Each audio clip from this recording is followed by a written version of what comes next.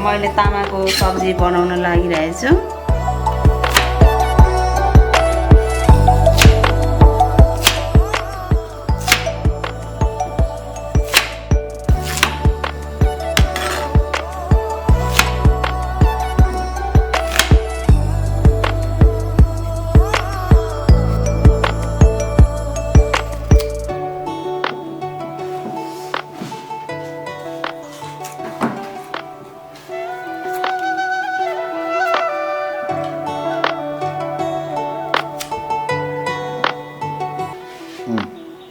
आज चाहिँ साथीहरु म एकदमै सादा तामा पकाउन गइरहेछु। यसमा आलु पनि 2-3 वटा 2-4 वटा मिक्स गर्दैछु।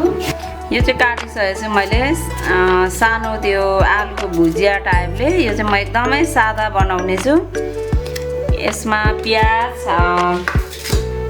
मेथी जिरा मात्रै पड्काउने छु।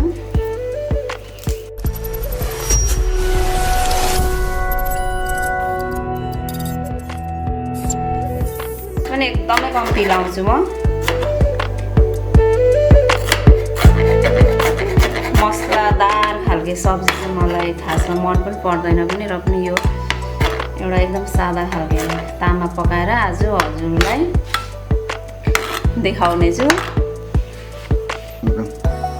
यो चाहिँ मैले यस्तै सानो आलुको भुजिया स्टाइलले काटेको छु।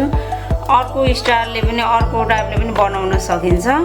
यो कटिङ जस्तै कटिङ पनि पकाउन सकिन्छ, बनाउन सकिन्छ। तर मैले चाहिँ आज यो यस्तो सानो यो आलुको भुजिया टाइपले एकदमै सादा खालको बनाउँदैछु। अब ग्रेभी अरू जुनै स्टाइलले पनि बनाउन सकिन्छ, तर म चाहिँ आज एकदमै सादा बनाउँदैछु। हेर्दै जानुहोस्।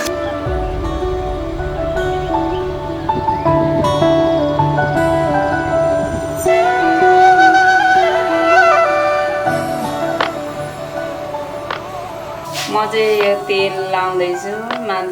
तोरीको तेल लाउँदा एकदम राम्रो हुन्छ, तर म चाहिँ सनफ्लावर तेल लगाउँछु जहिले पनि सब्जीमा।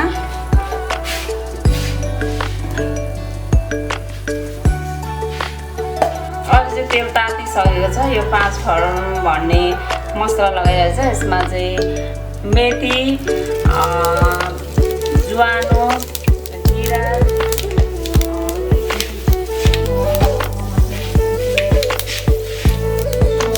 सबै लगाएको छ।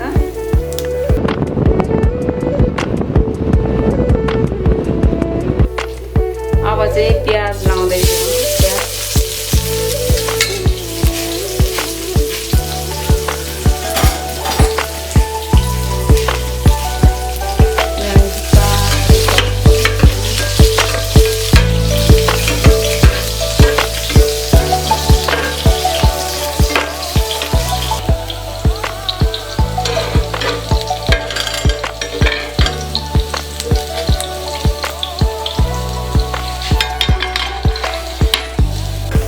यो प्याज रातो भइसकेको छ।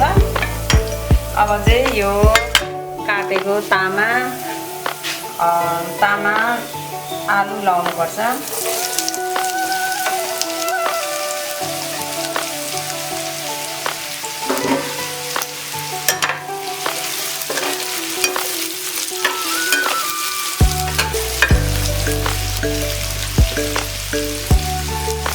बेसार हाल्नुपर्छ।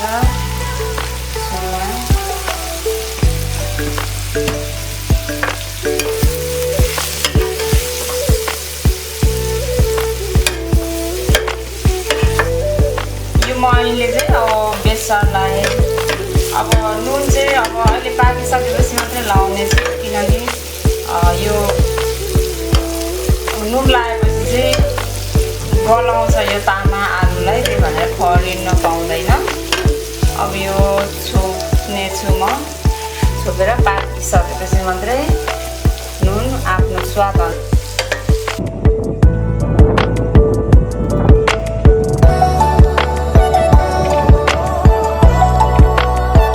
यो तामा खरिसकेको छ।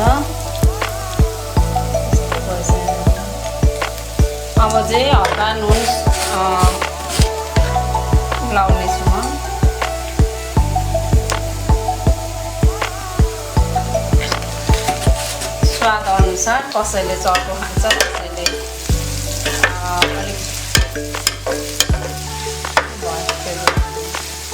अब स्वाद अनि अलिकति कलरको लागि धुलो खोर्सानी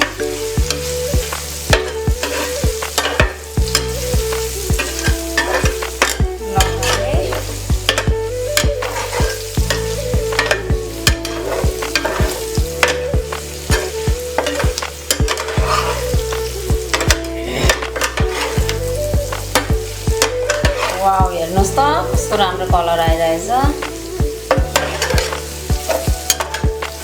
एकदम यो तामा बनाउनु एकदम ड्राई यो खालको सब्जी पनि एकदमै मिठो हुन्छ तामा जस्तो आफूलाई जस्तो मनपर्छ त्यस्तै बनाउँदा हुन्छ तर मैले आज त्यस्तै खालको बनाइरहेको छु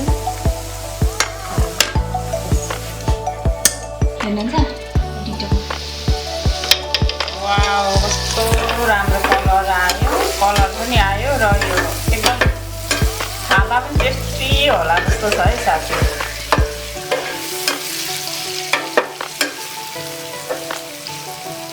अहिले झन् एकदमै राम्रो कलर आएको छ अब यो चाहिँ तयारी भइसक्यो अब हामी खानेछौँ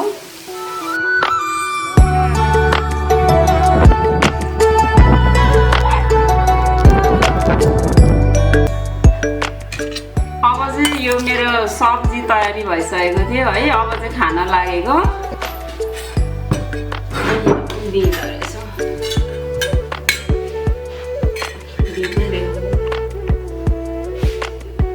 अब चाहिँ खाना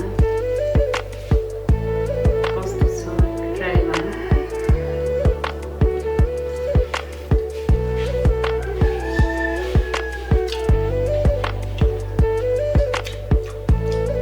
वाउ कस्तो टेस्टी बाफ्रे सुँगुरको मुसो लागमा कहिले पनि खाँदैन यस्तो त तामाको सब्जी यो मैले बाहुनडाङ्गीबाट ल्याएको थिएँ है दिदीको घरबाट एकदम टेस्टी रहेछ मिठो स्वादिष्ट